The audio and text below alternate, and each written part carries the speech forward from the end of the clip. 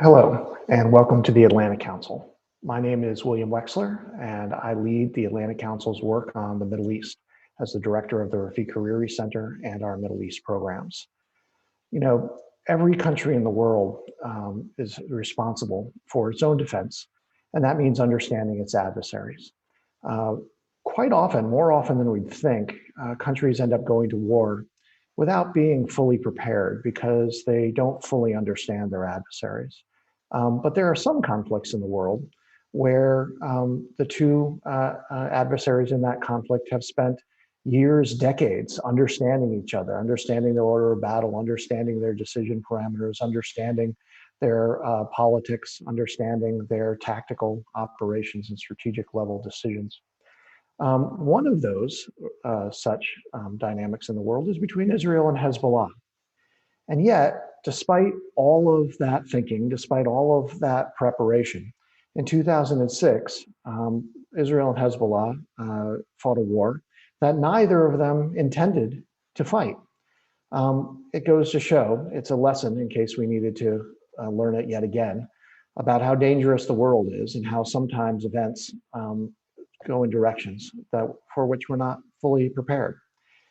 Now, of course, we are a decade and a half beyond that war, almost, and it's time to think about what a future war might look like between Israel and Hezbollah.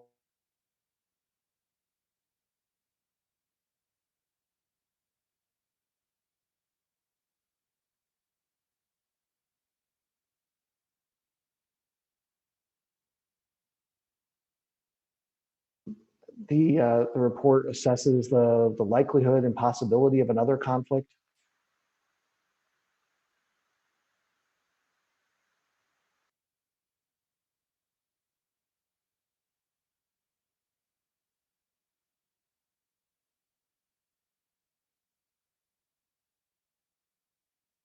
To have the two authors of that report with us, Nick Blanford and Assaf Orion.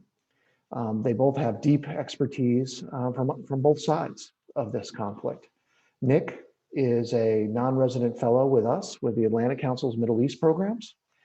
He is based in Beirut, and he covers the politics and security affairs of Lebanon and Syria. He is a well-regarded and well-respected expert on Hezbollah, and most especially the organization's evolving military activities, which have remained a focus of his work for the past 2 decades. Assaf is a senior research fellow at the Institute for National Security Studies in Tel Aviv. He previously served with the Israel Defense Forces for 32 years and currently directs INSS's research programs on Israel's relations with China, with delegitimization campaigns around the world, and is also a very well-regarded expert on Syria, on Lebanon, on the Israel-Palestinian conflict, amongst many other issues. We are also very happy to have Dr. Mara Karlin joining the two authors on the panel.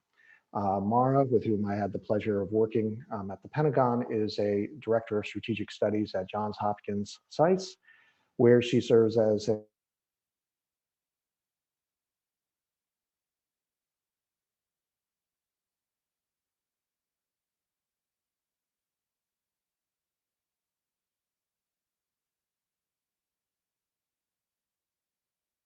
Defense for Strategy and Force Development. Before that, she had a variety of policy positions in the Department of Defense, including as Levant Director. And finally, let me welcome our distinguished moderator, Diane Nissenbaum, who is a Beirut-based reporter covering U.S. policy in the Middle East and regional security for the Wall Street Journal. Many people listening in now will be very familiar with Diane's reporting throughout the region, which is really unmatched. You know, throughout the discussion, please feel free to send questions as they come to your mind via the Q&A button at the bottom of your Zoom screen.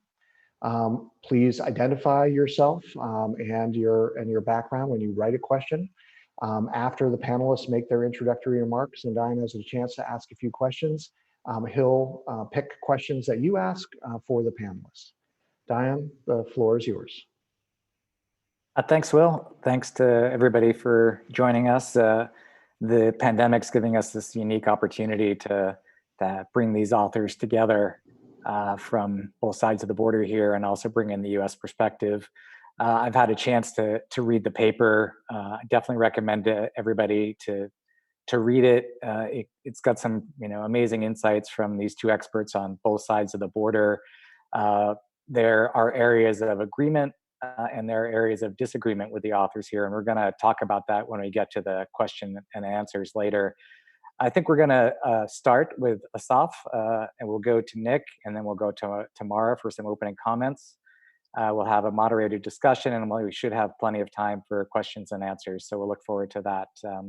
And with that, I'll turn it over to Assaf to kick us off. Good morning. As in any serious issue, there are good news and bad news. The bad news is that since the 2006 war, Israel and Lebanon both enjoy an unprecedented quiet along their common border. Both Israel and Hezbollah are uninterested in war, and there's a mutual deterrence between them. This mutual deterrence is a stabilizer. It's mainly based on the mutual assessment of the severe damage and limited benefits of such a war to each of their respective actors. And also, this deterrence is based on the fact that both assess that this war is a real possibility. It may erupt. Now, the current context is that Hezbollah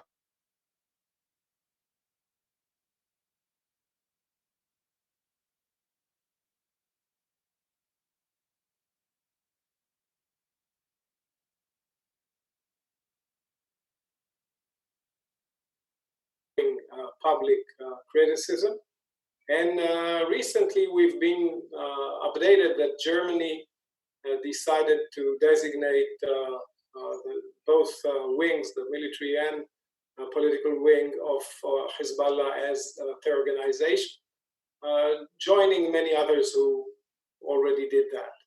Now, what the bad news are is that since the end of the 2006 war, both sides are seriously preparing themselves to the possibility it will erupt. As I said before, it helps deterrence, but it also grows some escalatory potential.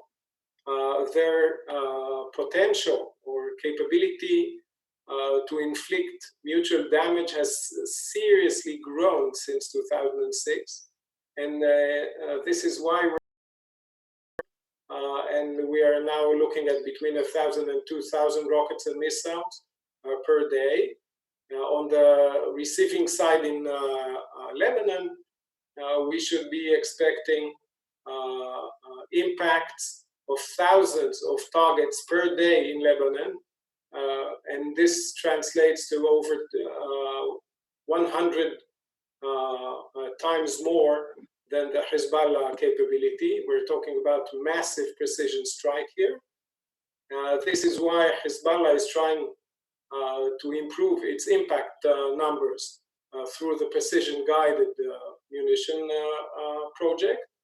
And another part of the bad news is that the security regime designed in the Security Council Resolution 1701 was seriously eroded.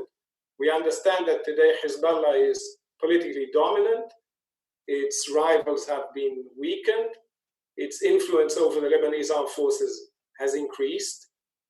Its illicit military capability out of the state's control has grown, we think roughly 10 times, but that's only quantitative.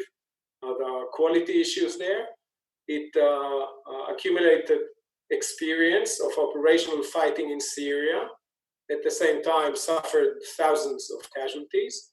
And we think that its deployment along the blue line, along the Israeli border, has seriously increased.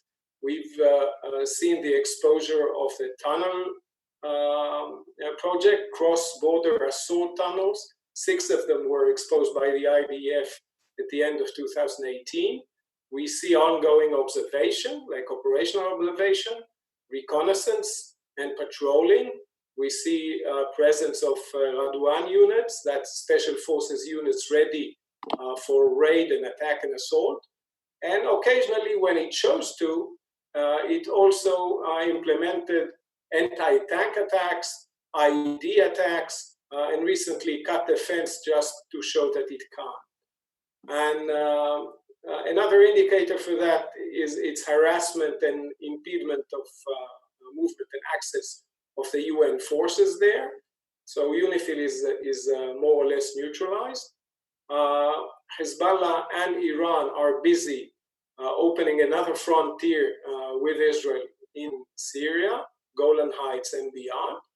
And bottom line is that as the Syrian war is dying out, Hezbollah now is able to refocus many of its efforts back to Israel. I think that's a good enough exposition to kick out the day. Thank you.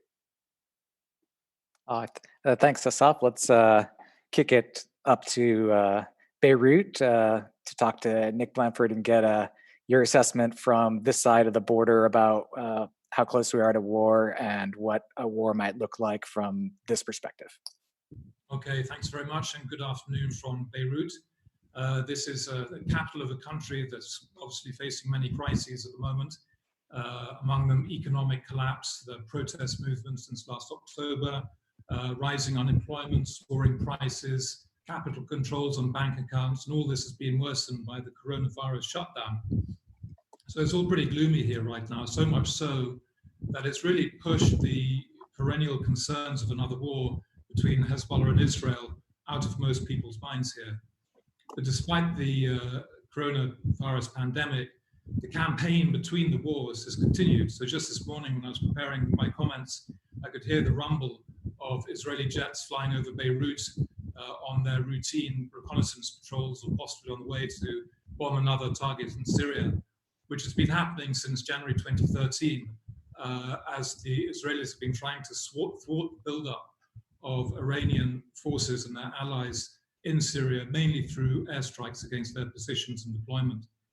The rules of the game currently dictate that Israel can attack targets in Syria without incurring a tit-for-tat response.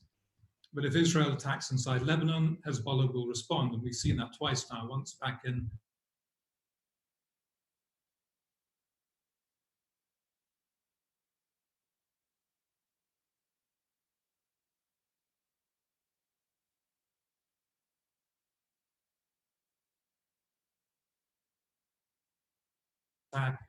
in response to the deaths of a couple of Hezbollah fighters in Syria and a rather bizarre drone strike in southern Beirut.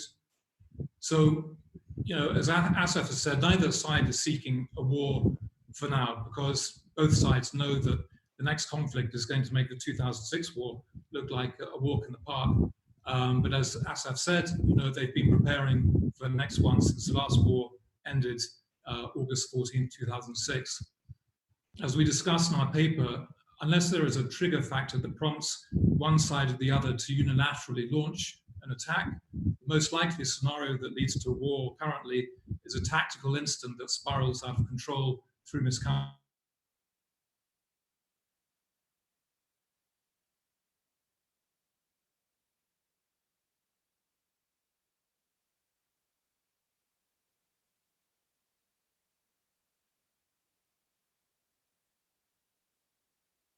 The war, examine how the IDF and Hezbollah would prosecute a war, and hardest of all, of course, is recommendations to at least maintain the current relative calm and offset a conflict that could cost thousands of lives and bring unprecedented ruin to both countries. I think Assaf and I broadly agreed on the analysis which forms the bulk of the paper. We had a slight divergence when it came to offering recommendations, which is why we've split the recommendations into a joint section and recommendations from the Lebanese and Israeli perspective. I think the strength of the paper, counting the cost, is that its two authors have very different backgrounds and different perspectives based on our experiences. And I hope that has given the paper an added value. I wrote my first article on Hezbollah and the conflict in South Lebanon back in the summer of '94, a few months before I moved to Beirut. And watching the evolution of Hezbollah's military capabilities in real time has been a fascinating experience. So back then, Hezbollah numbered between 3,000 to 5,000 fighters, both part-timers and full-time folks. They just acquired their first wire-guided anti-tank missile, which dated back to the 1960s. The largest rocket they had was the 122mm Grad, which was capable of sailing across the Israeli occupation zone and peppering targets in northern Israel. They had a small parliamentary presence, but it wouldn't join the government for another 11 years in 2005. As the 90s progressed, the organization gradually earned the respect of a cross-section of Lebanese because of their martial prowess against the Israelis in the south. So, of course, all that culminated in the Israeli decision to withdraw from South Lebanon in May 2000. We're about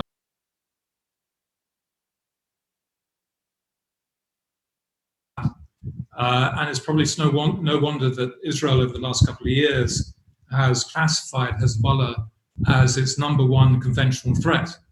Of course, Hezbollah has moved well beyond the confines of the front with Israel in recent years. So apart from fighting in Syria, they deployed into Iraq and as part of the anti-ISIS campaign. They've also sent specialists and trainers and advisors and so on to Yemen. And essentially, Hezbollah has become Iran's greatest force enabler, allowing Tehran to project influence across the Middle East.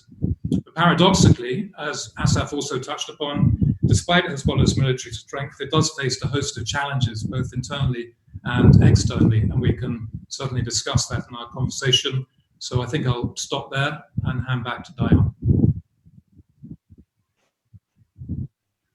Great, thanks, Nick. Let's go back to the U.S. and talk to Mara and get your assessment of the paper and the U.S. approach here, and how you see the situation from there. Great, thank you so much. It's really a treat to be here with such terrific folks. And if you haven't read the paper, I thought it was just superb and terribly thoughtful, which is entirely unsurprising given the authors, and I really recommend it.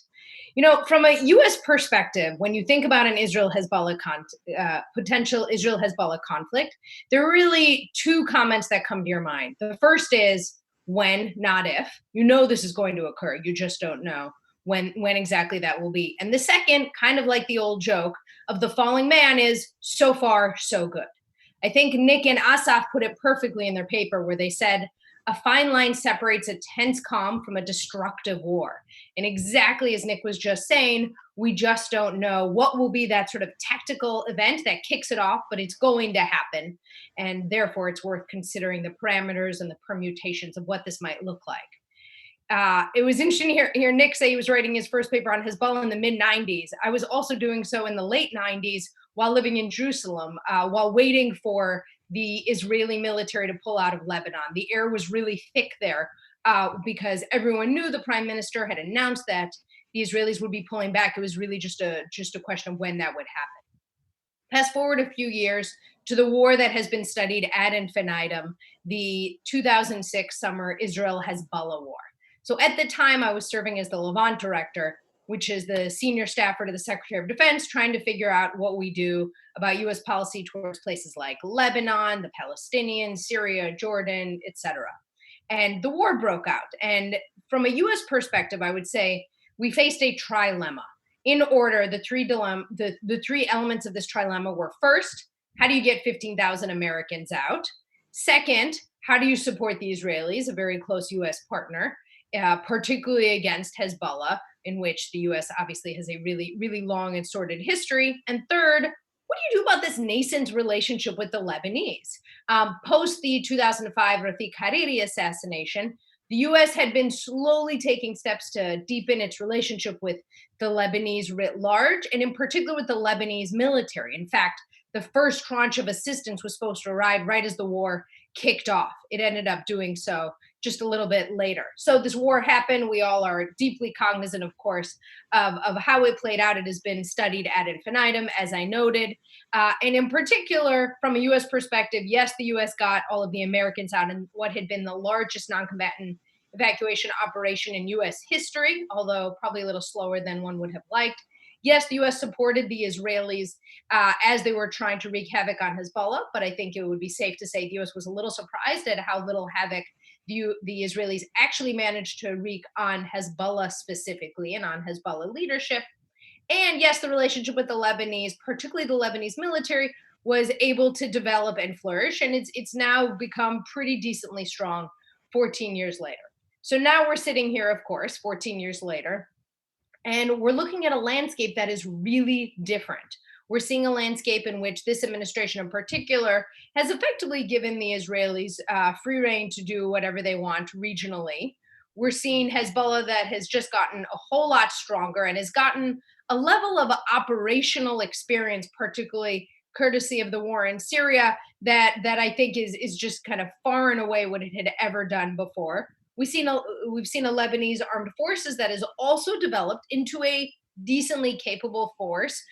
Indeed, I might say about as capable as it's probably going to get. Obviously, we've seen Syria that has melted, and from a U.S. perspective, we've seen the push for a maximum pressure campaign against Iran, which hasn't really borne a whole lot of fruits, either in terms of dealing, I would say, with weakening or changing Iranian policy across the region.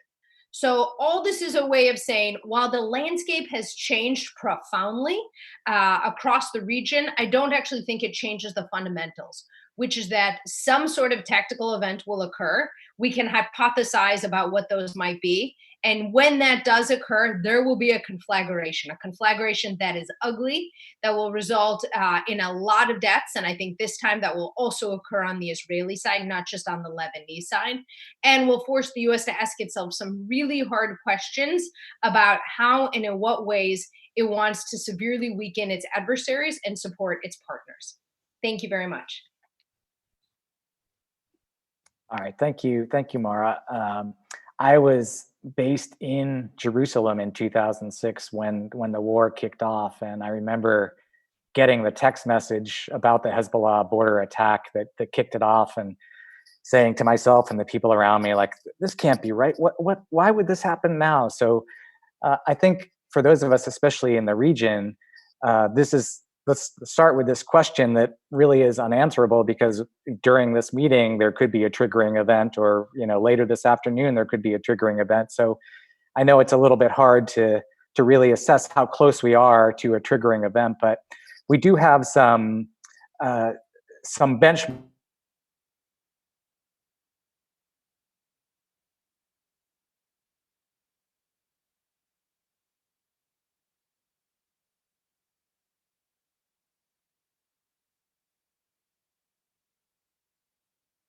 And the reporting was that they fired this warning shot, kind of this knock shot initially, so that the guys could get away and they could hit the car as a warning, which the messaging that came out of that was Israel doesn't want to trigger a war. And Hezbollah responded with the cutting up the fence and a few other things that are not that provocative. So I know, again, it's hard to answer, but let's start with you, Assaf. How close do you think we are to a triggering event that triggers this? Low, medium, high? Well, that's betting work. And in this business, all bets are off. You can ask Qasem Soleimani how safe it is to assume that the US will continue doing nothing. And then there was the ring. So let's look at the possible instigators or the fuses leading to the Lebanese powder keg. One can be a US or Israel attack on Iran, perhaps because of the nuclear program, which is currently advancing. And the common assumption is that this is what Hezbollah was actually built to do, to deter and to exact cost should Israel attack the nuclear project. Second is the precision, or the PGM project, which Israel said we're not going to accept. Either you stop it or we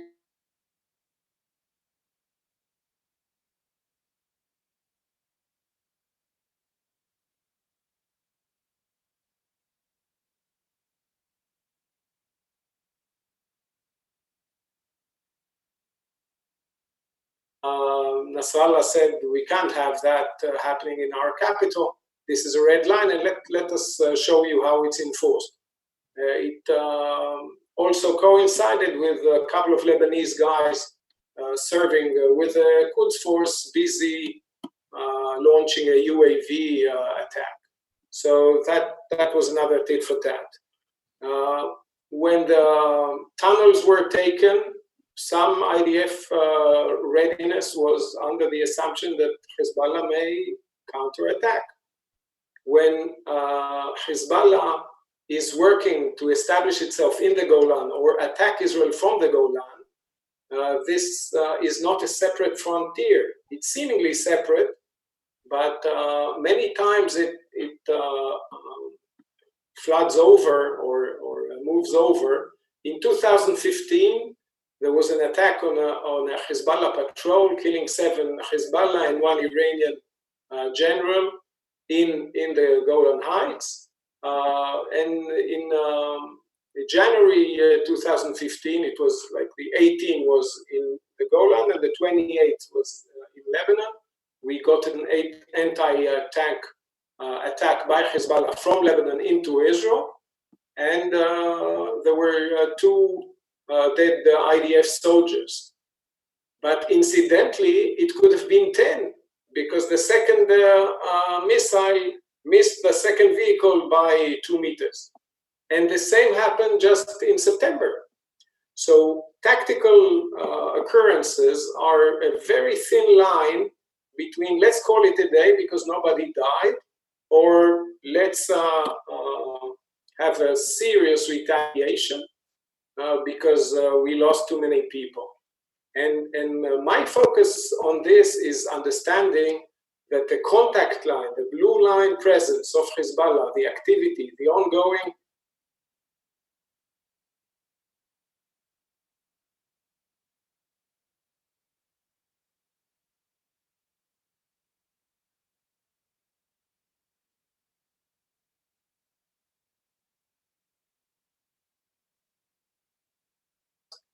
usually the main approach of people dealing with Lebanon saying, well, let's call it a day. Side of the border where there's reports that they had dummies in there, suggested a real choreographed kind of game here.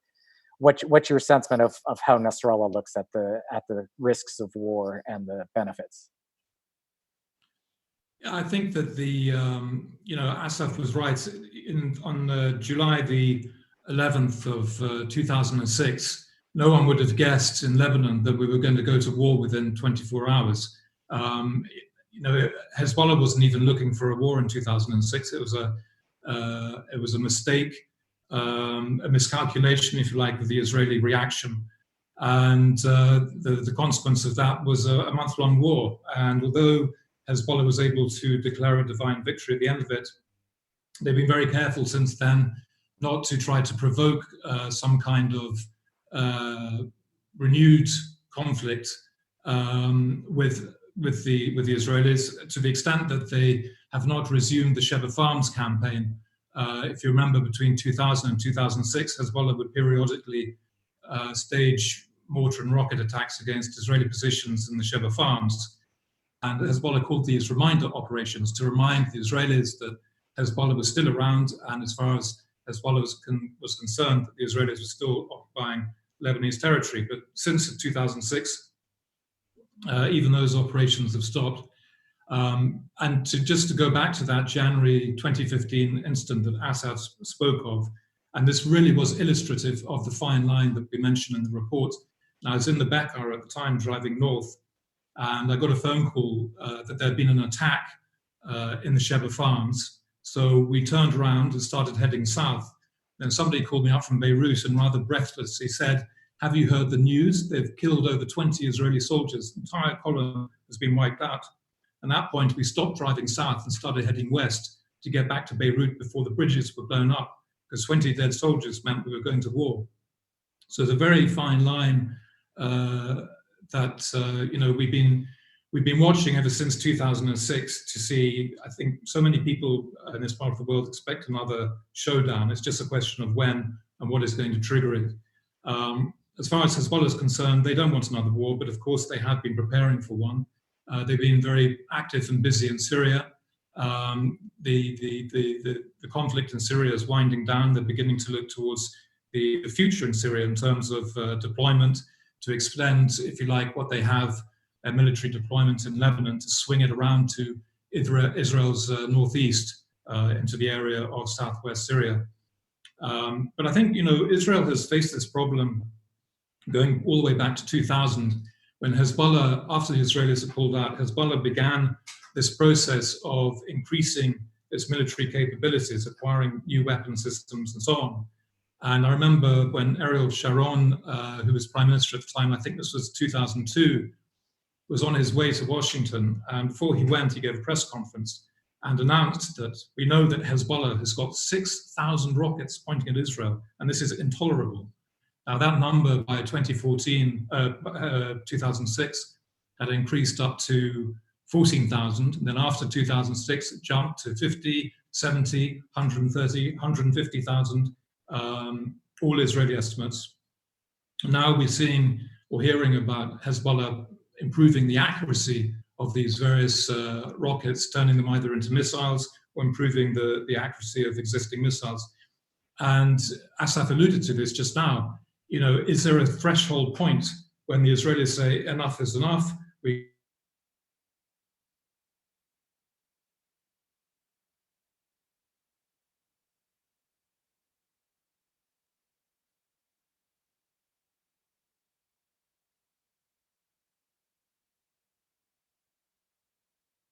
Development of the precision-guided munitions, the PGMs, as we call them here. And your report embraces Hezbollah in this ability, and if there are hidden PGM factories somewhere here in Lebanon that we don't know about, or what's the state of their ability to transform their stockpile into these more dangerous weapons? Well, this is, we will talk to our sources. There's no hard data in terms of how far Hezbollah has progressed. One of my contacts tells me that they've been upgrading some of their existing rockets, turning them into guided missiles for 2 years. And that includes the M600, which is a guided missile. And they've been trying to increase this is the one that carries the 1,100-pound warhead.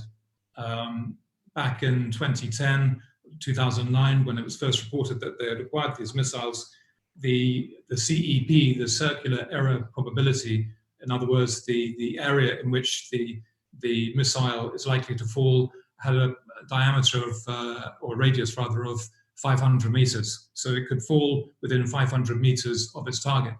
And apparently that has now been increased up to within 10 yards. I don't know if that's true or not. This is what a lot of people have been reporting. I think the Israelis maybe have a different view on this.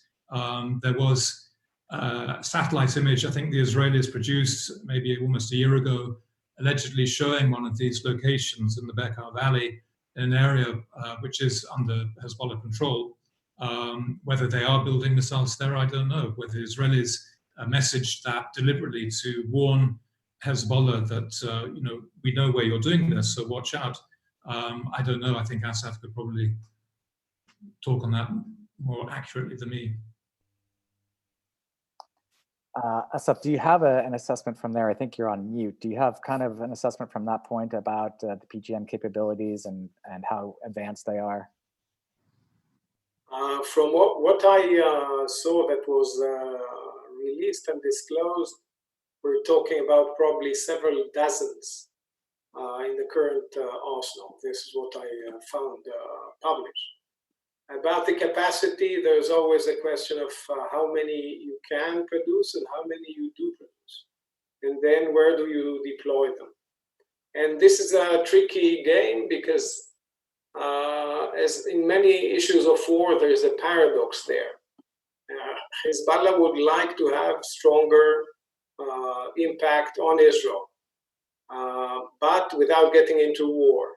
Israel looks at that potential as as a threat, as a growing threat. If this jumps the step of becoming a serious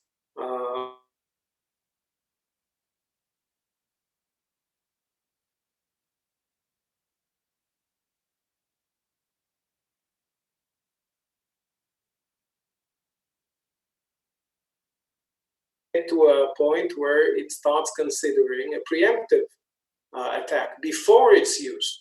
Now, preemption is part of our strategic culture, but we most of the time use it against nuclear threats. If this precision project is becoming very massive, it might even tempt Hezbollah into a first strike.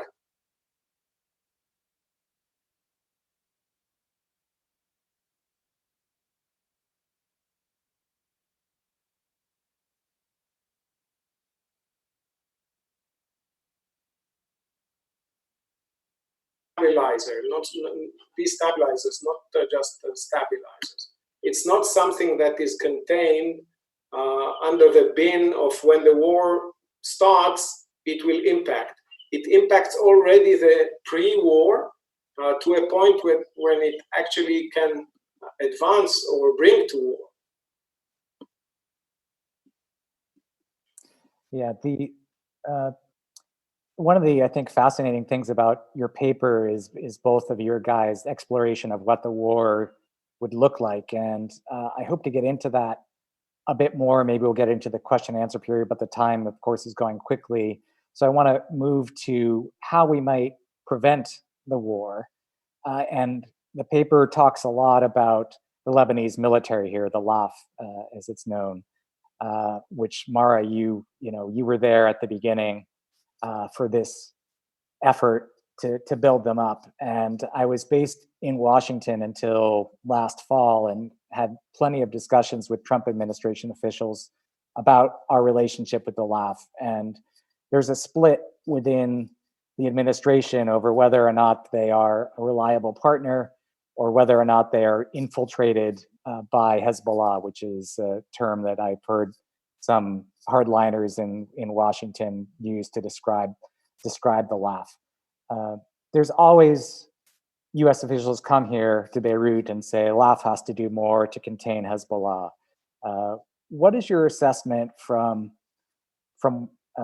Washington at this point about the LAF and what the U.S. can do to put pressure on them, and how far the LAF can go in terms of containing this threat, and what the U.S. should be asking of the LAF in this regard?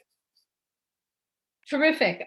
Just before answering that question, I do want to add that as we were pondering the different kind of dynamics that might lead to war, obviously there are domestic Israeli issues, there are domestic Lebanese issues, there's the understanding or lack thereof of one another's escalation ladders. But I do want to ensure we're not seeing this as just a bilateral discussion, right? Because obviously there are all sorts of things that the Iranians could do that could result in a conflict happening as well. And so we do want to have that wider aperture. Your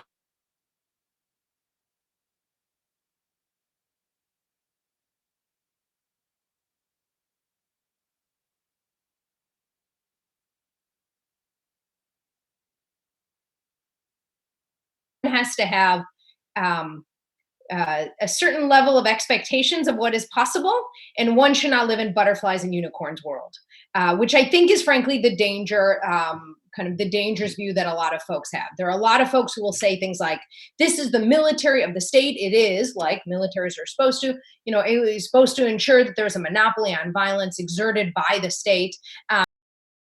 The paper, I think, does a magnificent job of some mutually agreed threats. Hezbollah is not a mutually agreed threat. And frankly, any efforts to push the Lebanese military to deal with it will not turn out the way that I think some of those hardline folks you're citing might want them to. So instead, your expectations should be rather low, but also significant insofar that the Lebanese military can deal with mutually agreed threats like anti-ISIS elements, like Al-Qaeda elements or Al-Qaeda affiliates. There's actually a lot of goodness there. It may not ultimately have the sort of transformative effect that folks may dream about in Lebanon, But frankly, I think that's terribly impractical. And so it is important to ensure that the Lebanese military is taking steps against those sorts of actors. And I do think US officials should strongly encourage them to do so. It's important that they do so responsibly, right? It's important that they take all sorts of important steps, say, to deal with civilian casualties, to preserve human rights, et cetera, et cetera. But fundamentally, the very best case scenario out of this relationship is that the Lebanese military will deal with mutually agreed threats that are generally Sunni radicals. One of the interesting, I think the recommendations about the laugh in the report was one of the places where you saw this difference of opinion between the authors here. I think Nick, the report lays out exactly what you say here, is that you have to have realistic expectations about what you can ask of the laugh. But Assaf, I think you may have a different opinion. I think may I give you a chance to explore it. Would that be right? Can you sort of tell us what you think the world should be asking of the laugh in terms of addressing Hezbollah and the PGM program, and whether you think the US and others should be pushing them harder?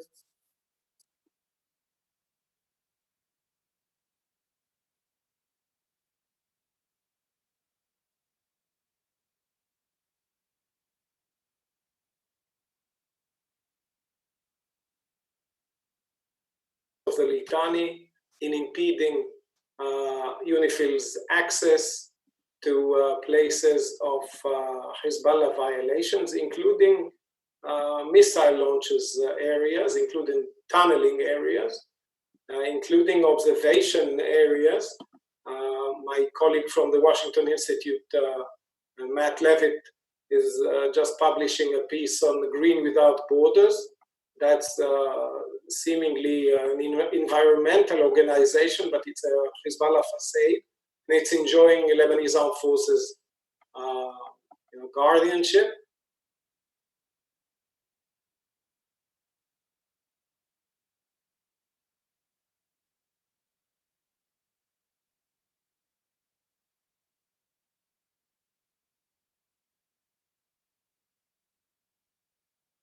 And we know that for an effective force, you need both capability and political will. I am sure that the LAF is fully, or let's say, deeply infiltrated. Like anything in Lebanon, I don't think it's an homogeneous organization. There are people with different opinions and different interests, and they hail from different parts. And I don't think we're really using the leverage of this aid and support to any serious ask. And in this sense, I'm not saying, okay, unless you fight them, stop the aid. By the way, I have colleagues in Israel saying the LAF is lost. It's fully infiltrated. There's no daylight between Hezbollah and LAF. It's one and the same. The national command chain from the president and down are all complicit with Hezbollah, and you can read it in the UN reports. It's very evident. And so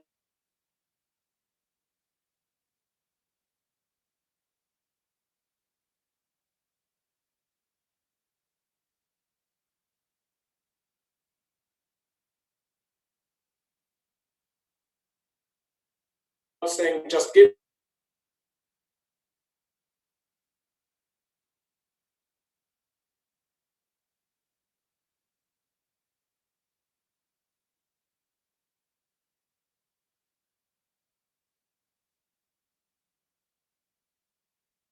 century, as you said, you've seen it go, you've seen Hezbollah grow and grow. Is that your assessment, that the LAF here, the Lebanese military, is infiltrated by Hezbollah and that it is essentially corrupt to the core? No, I don't agree with that. The relationship between Hezbollah and the LAF is incredibly nuanced. You have two armies in a tiny space, and they compete with each other. Yes, there are overlaps of cooperation. There has to be, realistically, but they act on a kind of a case-by-case deconfliction program. There's a lot of unhappiness within the LAF. The relationship if you're a proud Lebanese soldier, and this is the one Lebanese institution that does gain cross-sectarian, nationwide support. The Lebanese well remember that some of the worst parts of the Lebanese civil war occurred when the LAF collapsed in 1976 and again in 1984.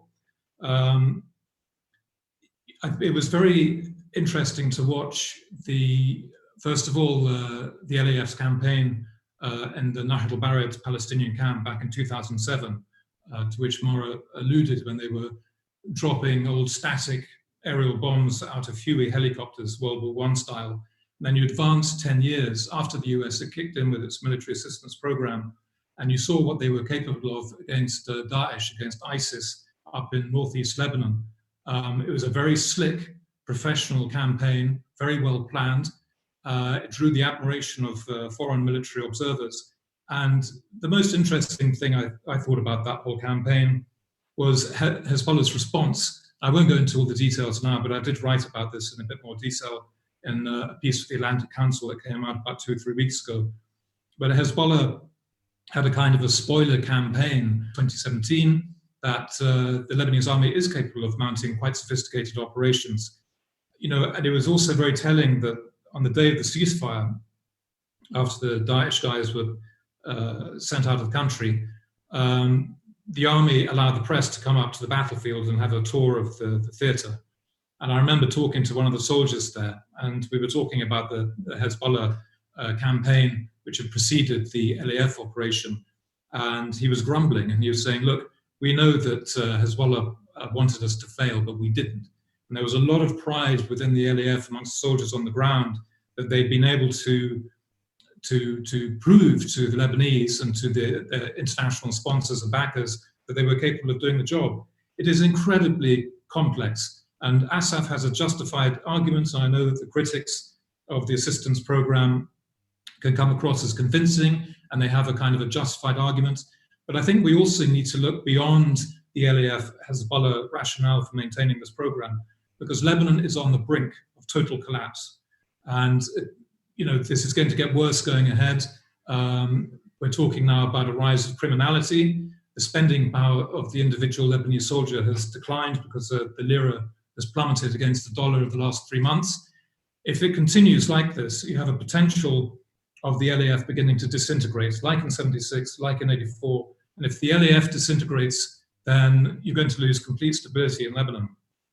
The Lebanese police are incapable of maintaining a kind of a nationwide security plan. You could see the rise of local communal militias, defensive militias, protecting their sort of patch of turf, which could then be exposed to manipulation from external or internal sources, become politicized, accept money for weapons, and so on and so forth. This could lead down the road, if you have increasing lawlessness, to the troop-contributing countries of UNIFIL beginning to think, we can't stay here any longer, it's time to bring our boys back. So it's fundamentally important. I mean, Hezbollah is a luxury right now. The priority right now is to safeguard the stability of Lebanon. And I think this is why the US assistance program really needs to continue, and maybe even look at it in more creative ways, in the sense that the LAF right now doesn't need new tanks or artillery pieces. They need to be able to maintain unit cohesion so that the soldiers are comfortable knowing that their families are being looked after and they're being fed, and that they can continue to do their duty and serve in the army, rather than thinking, I've got to get out of here and go and find another means of employment to look after my families. And that's where the LAF would begin to disintegrate and everything would fall apart. So it's not just about Hezbollah, I think. I think we have to look at these other issues as well, especially now. Mara, you've probably had a lot of these conversations yourselves with Lebanese officials going back to the first war. What's your sense about the realistic expectations? And you've got a Trump administration now who's attempting to pull back from the region. My sense is their influence, particularly here, is waning. Their priority has always been on backing Israel and saying Israel has its right to defend itself, and sort of essentially, as was mentioned earlier, giving Israel sort of carte blanche to do what it wants in the region. What role do you think the Trump administration now can play in this to prevent another war and to try and advance some of these goals? What tools are there for this administration, and how much influence can they really have? Well, I think that's a really important question, not least because I don't really see them doing it. And I don't really see a kind of deep desire. As you noted, there has been an effort to pull away from the Middle East. This is actually sort of baked into the latest national defense strategy, where there's increased focus in particular on challenges posed by China and on Russia, and decreased emphasis on the region, which is one actually that I think makes sense. But look, Lebanon is this place that, if we look at sort of U.S. policy over the last few decades, there are these moments where you have administrations that care a lot about it. You saw this in the Reagan administration. You saw this in the second Bush the Bush 41 administration. But then there are others that just don't find it terribly interesting, find it to be pretty complicated, to put it lightly. And your options in dealing with these issues are usually awful versus catastrophic, which is one of the points I might just highlight, to Assaf. I'm deeply sympathetic to his arguments. I absolutely am. And yet these are ultimately political issues at the end of the day. And ultimately, the Lebanese military isn't going to make those political calls, which then turns, I think, to your great question, Diane, about what the U.S. can do. I mean, the U.S. can engage its partners inside Lebanon, and its closest partners really are in the Lebanese military, which, as Nick underscored, is the most respected institution in the country. Although I think these days it's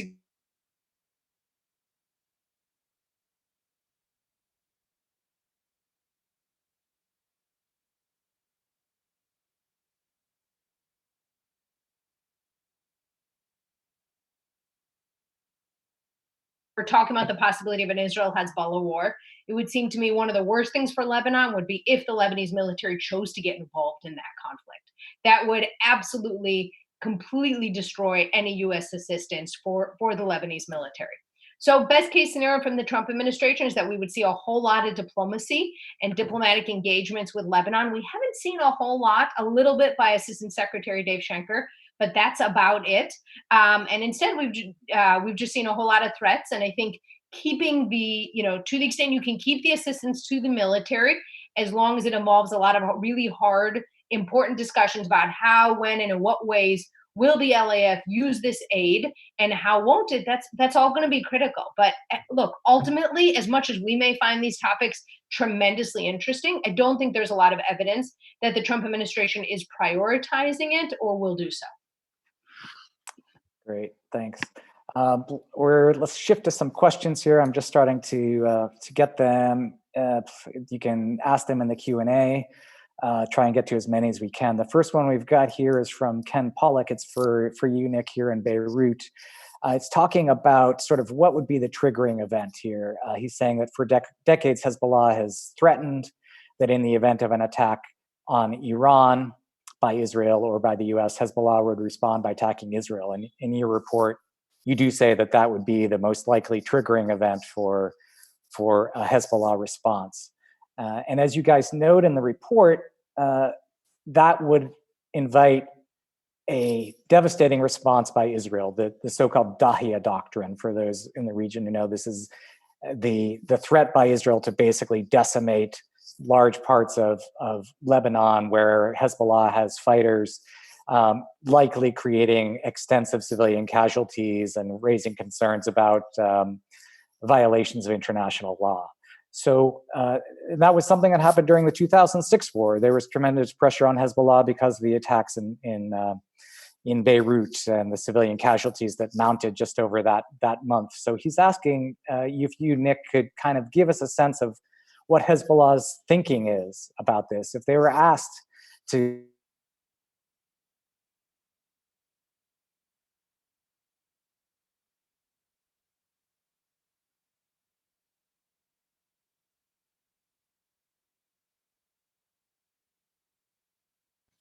Yeah, sure, he would do it.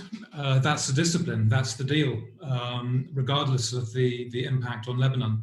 But I think it's more important to look at the perspective of the Iranians on this rather than the Hezbollah leadership. The Iranians know essentially, the build-up that we've seen really from 2000, but particularly from 2006, the military build-up of Hezbollah, in large part serves as a deterrent for Iran against the threat of an attack that could prove either be limited to the Iranians would calculate very carefully any attack on Iran. I mean, if an American soldier was to fire a bullet across the border, they're not going to tell Nasrallah to go and invade northern Galilee and fire rockets into Tel Aviv. Even if there was an attack on the nuclear facilities, it doesn't necessarily mean that the Iranians would instruct Hezbollah to retaliate in full scale, because essentially Hezbollah for the Iranians in that scenario is a one-shot option. You can launch a war against Israel, you can have a devastating war, you're going to cause a lot of destruction, a loss of life in Israel, same of course in Lebanon, but there's no guarantee that Hezbollah would emerge from such a war, A, victorious, and B, able to rebuild its capacity to the pre-war standard or even better, in order to serve as a continued deterrence against a second attack against Iran, which may be larger in scale and may be designed to topple the regime. So I think the critical thinking will come from Iran on this. Do they want to exploit Hezbollah as a retaliation for some kind of attack that's occurred in Iran, or do they absorb that attack on Iran? They have countless asymmetrical options, excluding Hezbollah, which they might be able to exploit around the region, maybe internationally, and save Hezbollah for the rainy day. But when it comes to the crunch, if the Iranians feel that the attack that they're under is potentially existential, then all bets are off. The phone will ring and Dahi, Nasrallah will answer and say, yes, sir, and they will get on with it. That's a discipline. Assaf, do you think we're going to see, if there is a war, the enactment of this doctrine that's been laid out? I've had my own discussions with some Israeli officials who, as I think you mentioned in the report, say that's partially psychological threat as a deterrent, but you also do say in the report that they would enact it. Are we looking at an incredibly devastating strike, and then it just becomes a question of whether or not Nasrallah and Hezbollah back down? I think that's a classic question of lack of imagination. Nick chose a Sunza title for this piece that we wrote, and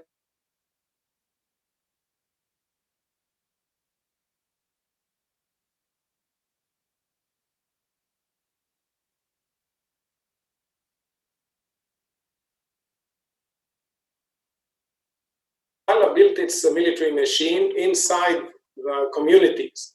It started as a guerrilla organization. So 2 guys in a pickup with several rockets hiding in the garage is a great idea. Because there are prohibitions and Israel won't strike civilians for 2 rockets. But then when you expand it into 130 or 150,000 rockets, and you do it throughout like 300 villages or military villages, and houses throughout South Lebanon have a bathroom, kitchen, living room, and a rocket room, it makes most of the military assets a combination of a military target, which hitting it is beneficial because you decrease the damage to your own, and immediate collateral, at least on property, if the populace evacuated indeed. So first think about multiplying what I said in the beginning, thousands of impacts per day. Now think, let's say, I don't know how many thousand, it's mentioned in the IDF strategy, but let's say that thousands begins in 2000. So within a week, you have something between 15, 20, maybe more broken and devastated houses. This is Syria on fast forward. I don't think this mass has been seen in modern warfare. of such a massive precision strike. Now, Beirut, famous for the Dahia, is, yes, it's a center of Shiite community, and it's full of military targets embedded inside population. So do you believe that while this Hezbollah arsenal provided by Iran is falling out of the sky onto Israel's cities and towns, Israel will say, well, I need to watch it, and maybe this building will be hurt when I take out the coastal missiles or the rockets or the surface-to-surface missile launches or the command posts or whatever? I don't think so. So whoever chose to put its military assets inside its own habitat actually wrote out massive destruction to its own habitat the minute it goes out of control. So I think Dahia is a reduction to what we're up against here. This is a serious, earthquake and hailstorm and tsunami together. Nick, do you want to talk about that anymore? I don't know. We'll give you a chance to sort of talk about how you think the Lebanese population might respond to that kind of attack on Lebanon. Well, I mean, the southern Lebanese have been through this going all the way back to 1972,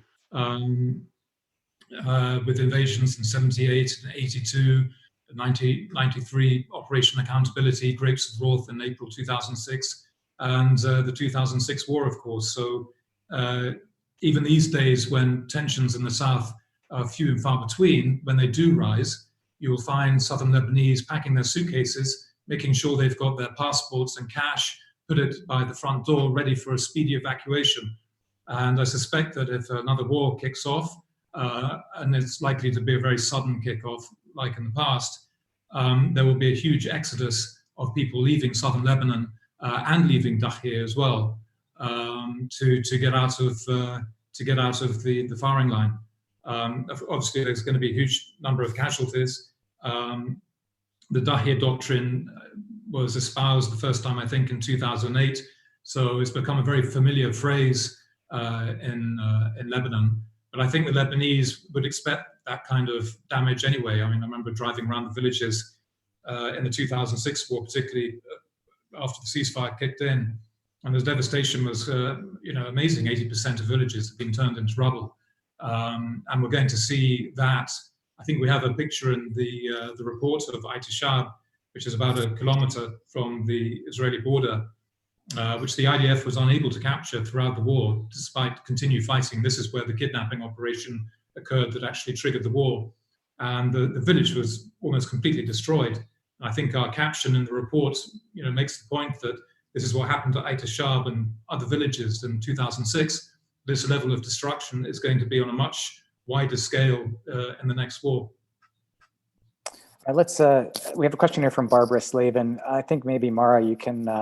This might be one best for you. It's asking, what would the impact be of a relaxation of tensions between the U.S. and Iran? If there were tensions between the U.S. and Iran are relaxing, I do see that to be the case between Iran and some of the Gulf states. However, but at a minimum, it won't be unhelpful. Because as much as I think throughout the last hour or so, we've outlined a whole bunch of ways in which the Israelis or Hezbollah could take steps to result in some sort of conflict. I did mention earlier that Iran obviously plays a pretty important role in the background, and Nick I think expanded on this pretty well also. So a lowering of tensions is probably a good thing, but I'd be really curious to know where we're seeing a lot of examples of that. Instead, it seems to me the maximum pressure campaign has only continued. The kind of push on sanctions has only continued, particularly in spite of COVID. And I don't know that the Trump administration is kind of willing to kind of rethink its approach to Iran, to the JCPOA, et cetera. Okay, there's another question here from Dominic Hofstetter at Fletcher School of Law, asking about JCPOA following the U.S. withdrawal from the JCPOA. How will Israel's proactive counter-proliferation strategy vis-a-vis Iran change when factoring the threat of a powder keg from Lebanon and Hezbollah? Assaf, maybe that you could take that one, because in your recommendations you talk about one of the needs here is to basically, I believe, continue the campaign, the kinetic campaign, against any efforts by Iran to get missiles to Hezbollah. I think you're on mute. Yeah. It's interesting to see how you read it, but what I said is that we need to understand that Iran's arming and equipping is part of the gathering storm of this war. Now, I didn't say we need to attack it more, but this is an option. But we need to actually understand and recall the resolution, the United Nations resolution on arms and embargo, on exports from Iran, on imports to Lebanon, to non-governmental Lebanon. All those resolutions are out there and they're not being implemented. So I think the thing here is that 2006 brought special circumstance of urgency and people wanted to prevent the next war. But the long years of quiet with which I started to describe today, I think they, let's say, persuaded people to believe that the war is not so imminent and quiet today is better than taking risk of prevention. So you hear on this war a lot of talk about preparation, and this is what militaries do, including Hezbollah. A lot of talk about explaining why it won't happen. I would say repression or thinking, well, denial, but less focused efforts on trying to prevent it, on trying to prevent the arms and the build-up, to understand that wars erupt and start even without the parties wanting this to happen, and this is why we chose the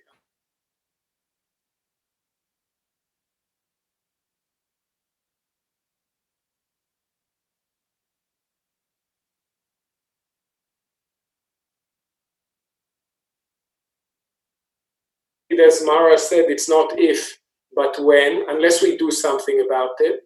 We need to understand that much of what we thought in 2005-6 after Hariri was assassinated and the war ended, well, the world is different today than what we designed at the time.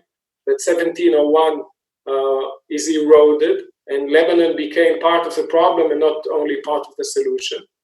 So there are many efforts on the army, on pressurizing Hezbollah, on demanding the Lebanese government accountability for what it's responsible to. One of our attendants asked, and what about the Israeli flights and the Lebanese sovereignty?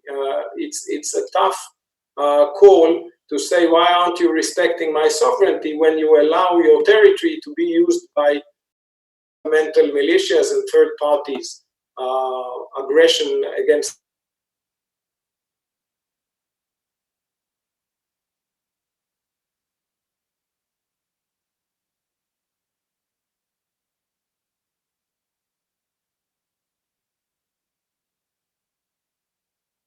new grounds, because the old talking points will not prevent war. They will just better explain how we got there. And just as an anecdote, we ask who in Israel has the war authorities to declare war. Actually, most of our serious conflicts in the recent years were approved as a small military operation, limited, and it was recognized as a war only in retrospect by the decoration and ribbon committees afterwards. So when you go to that initial tit for tat, you don't think of it as the first steps of war. Nasrallah said, if this kidnapping of 2006, I knew it would lead to war, I wouldn't approve it. And also, the Israeli government at the time approved something very limited in its opinion.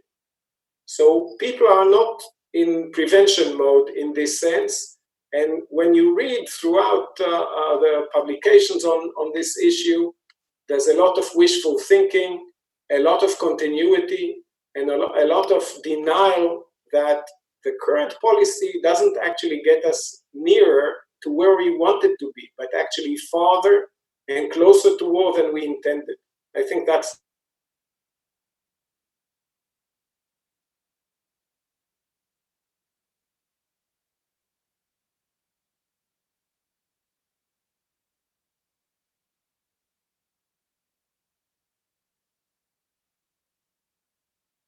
So maybe Mara, we could start with you on that. You know, should the UN mandate be strengthened here? What's your sense about whether the UN has enough authority to do what it needs to do in the South? You know, what more should we expect from the UN in this part of the world? Sure, it doesn't have the authority one would want. We can expect more, but those expectations won't be met. I mean, I don't mean to be so terribly like bleak and stark, but I think it's important that we're all sober and clear-eyed about what UNIFIL can and can't do.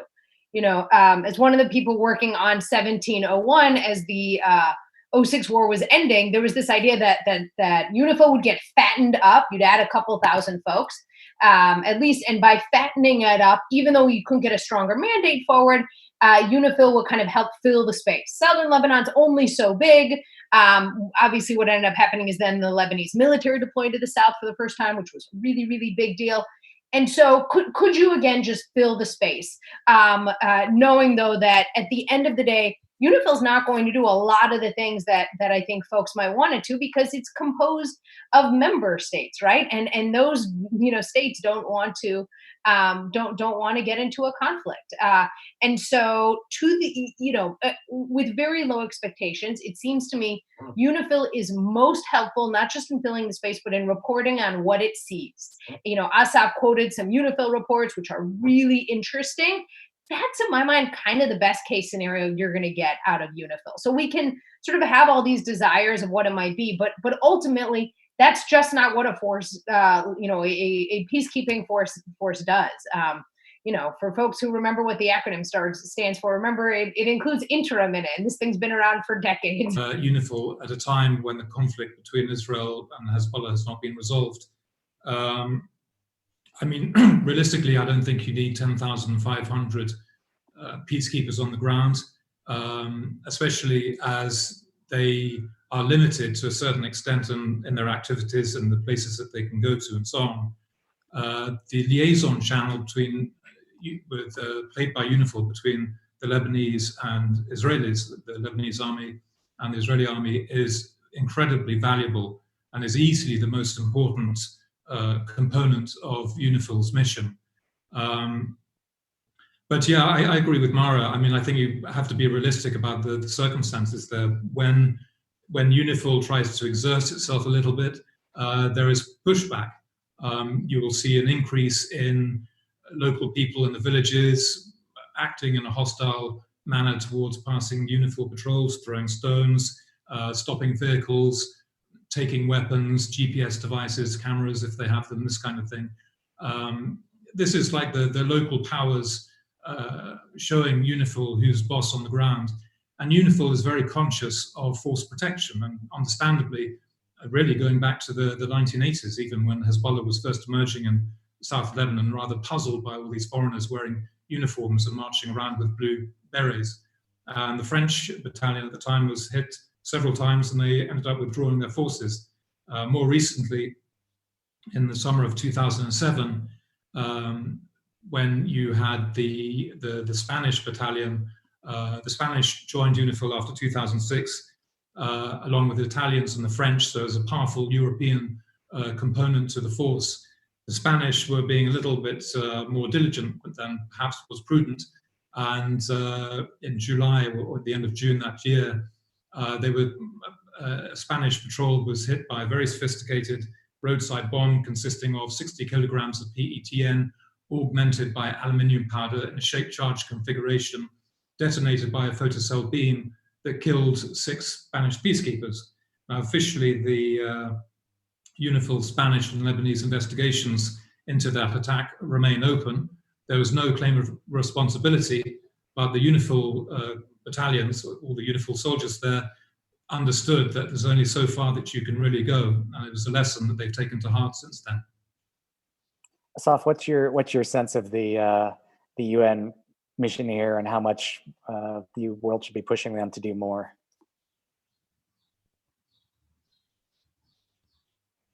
You're on mute still.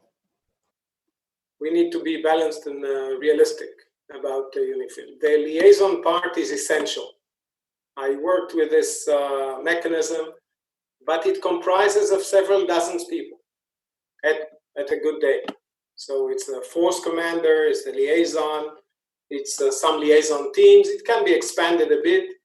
You won't get into more than 50 or 60 people justified for that mission. Then there is the question of how do you interpose and deconflict on the blue line.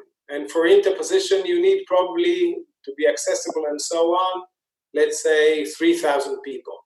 But UNIFIL is 10,500 people strong, and most of them are inaccessible to wherever it's relevant. At the Washington Institute, where I'm an international fellow, I wrote last year an exhaustive report of the whole UN reporting system of how Hezbollah's campaign of stopping UNIFIL, impeding it, anti-access, anti-area, documentation denial, deterrence, the whole shtick. So these locals that Nick is describing are not local villagers. They're Hezbollah teams because they have the same tactical behaviors and procedures. So we should think about several issues here. One is what happens if war starts and 10,000 idle peacekeepers find themselves in harm's way in one of the world's blazing and densest battlefields. Like, think about putting them in North Korea in the sense of artillery. Now, do you want the French, the Spanish, the Italians, European nations, other nations, South Koreans, and others under fire needlessly in an unjustified mission? I think that's not a free meal. I sat with a widow of a peacekeepers from 2006, which was a collateral damage, very unfortunate. Do we want to multiply that by 10,000 people? No. So if you can't justify the mission of 10,000 people, and as you read in the reports, they're inaccessible to important places, there's a strong signal to send to the Lebanese government. If you can't protect, if you don't interrogate and investigate all those who assail and assault UNIFIL, and there is a famous incident from August 4th, 2018 in Majd al-Zoun, in which they were battered and their vehicles set on fire. And the UN is still awaiting the government of Lebanon to finish the investigation. And every Security Council report ends or includes a bit from 1982 awaiting results on the death of 2 Irish peacekeepers. So I suggest that we treat our Blue Berets colleagues in respect, that we don't deal with their lives lightly. This is not an easy mission, but we need to cut the force to size, and we need to decide if the mandate is inachievable. You don't need a size. So if the mandate is only partial, you need less size. One thing that we can insist on getting is honest reporting, geographical reporting, visual documentation of all those who assault them, immediate access to the places where the Lebanese government impedes access, even when missiles were launched from the position. So I think that, again, it's not an all or nothing, like UNIFIL as is or leave at once. No, I think we need to squeeze and to match authorities with size and budget and condition it to the host nation's support. If the host nation doesn't support, you can't afford staying so large. Thank you. We're almost out of time. I'm sorry I couldn't get to all of the questions. One last question that came up, Assaf, that we haven't talked about is the issue of cyber war. And what is your assessment about the fight being in cyberspace? That's certainly a new battleground. What do you think we'll see there? It's not a future question. We were just saw reports on Iranian hacking of medical companies around the corona research. We saw a report of an attack on Israel water infrastructure in the last week. Hezbollah has a long effort on this. This is a frontier that you don't see flashing, but it's always active. Okay, thank you. To give you guys maybe just 1 minute each to kind of touch on anything that I may have missed. Maybe we'll go backwards and start with you, Mara, for your kind of closing comments. Sure. Thank you for such a terrific and thoughtful discussion. You know, I suspect folks are not leaving this conversation feeling like we're just brimming with butterflies and unicorns, and that's probably appropriate. I guess what I would say is kind of like my opening comments. It can always be a lot worse, right? So we can focus on how the Lebanese military isn't doing XYZ things vis-a-vis Hezbollah, and that is valid and problematic to be sure. And yet, it would also be worse if they weren't at least taking actions on other threats. So, you know, your options are pretty terrible. And to the extent that we can stay 3 to 5 steps from a conflict, that's probably a good thing. At the end of the day, ultimately, and I think Assaf made this point really, really well, you know, this is not a sustainable dynamic, right? We are all just sort of kicking cans down the road. And at some point, it's going to explode and it's going to be pretty bad. Thank you. Thanks for leaving us with that optimistic view. Nick, are you as optimistic as Mara about things exploding eventually? What's any comments you want to make before we sign off? Well, I've always felt there was going to be another conflict the moment the last one ended, and it was just a question of time.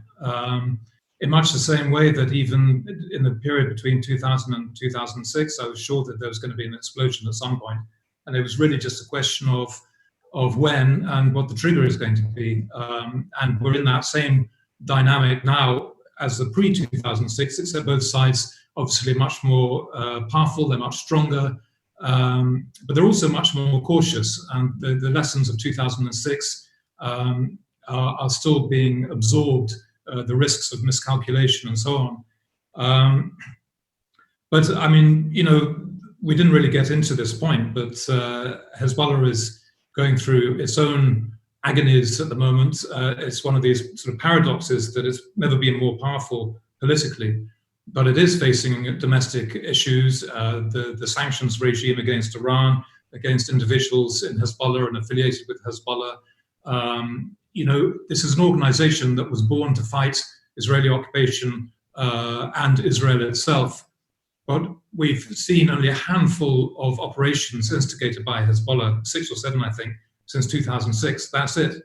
So you have a whole new generation of Lebanese who have grown up since 2006, who aren't really aware of the threat of Israel beyond the rhetoric they might see on TV and speeches, and of course the contrails of passing Israeli jets over the Bekaa or Beirut. But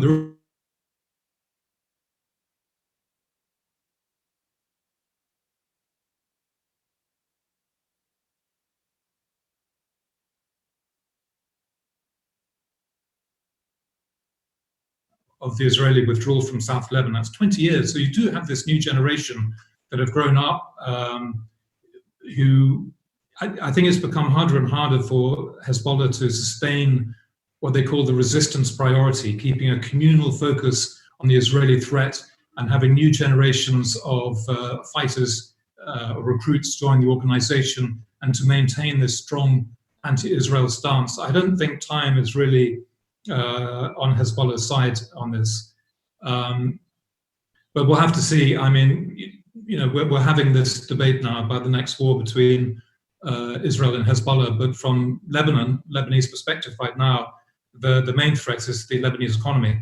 And although we started this paper long before the protests broke out in October, long before this economic fiscal collapse that Lebanese is experiencing now, I think the Lebanese are really focused on this war, and the notion of trying to push back against Hezbollah, even Hezbollah's political opponents in Lebanon. I mean, this is kind of a luxury for the future. First thing is to try to stop the country from disintegrating and to get some kind of economic plan underway to bring things back to perhaps where they were before. That seems to be the priority these days. It's a very gloomy picture in Lebanon, I'm afraid.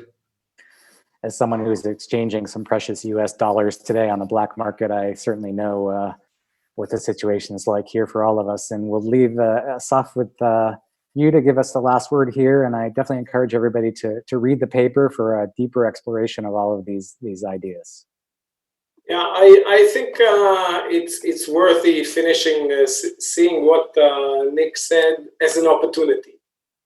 So there's a huge economic crisis. Lebanon is more needy. That's time to revisit how we think about supporting Lebanon, stopping just wishful thinking based support, and asking the Lebanese government to be accountable for what it does. And there are a lot of mechanisms providing support to Lebanon and to the Lebanese armed forces, which can be performance-based. And I'm not saying a pie-in-the-sky demand, but realistic issues. The gas prospects in the Mediterranean, although the recent reports were that some of the drilling came out empty, but it is potential. And for this prospects to be developed, both Lebanon and Israel should vouch for security. Nobody would start pumping gas in a fireworks area.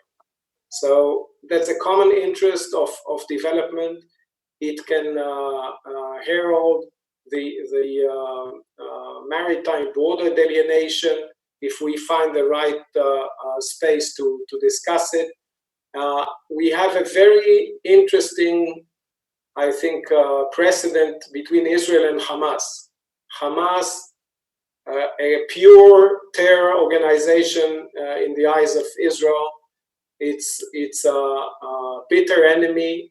It's inconsolable. We won't have peace in the foreseeable future, but there is a quiet and mutually denied discussion of security arrangements, security for economy arrangements between Hamas and Israel through Egypt without recognizing each other. I don't think that's beyond reach with Hezbollah. These are, I would say, people with bounded rationality, and on issues of this earth, they're pragmatic.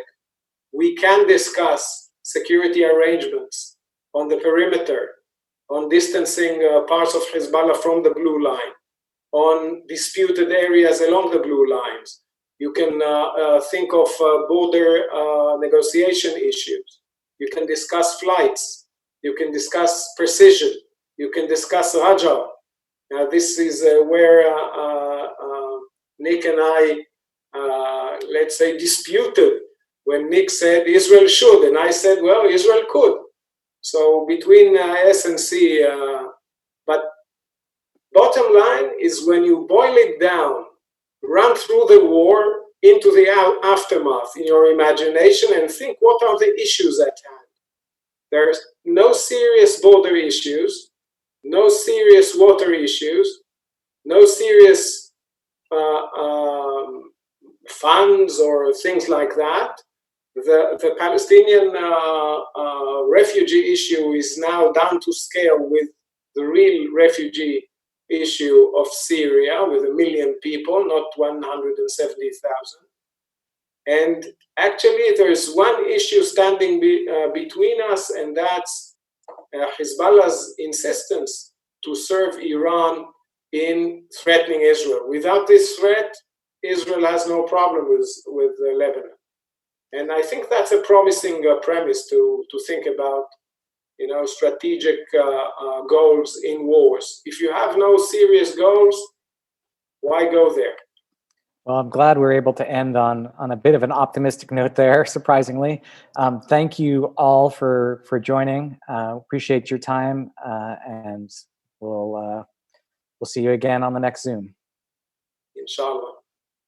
Thanks all. Bye-bye.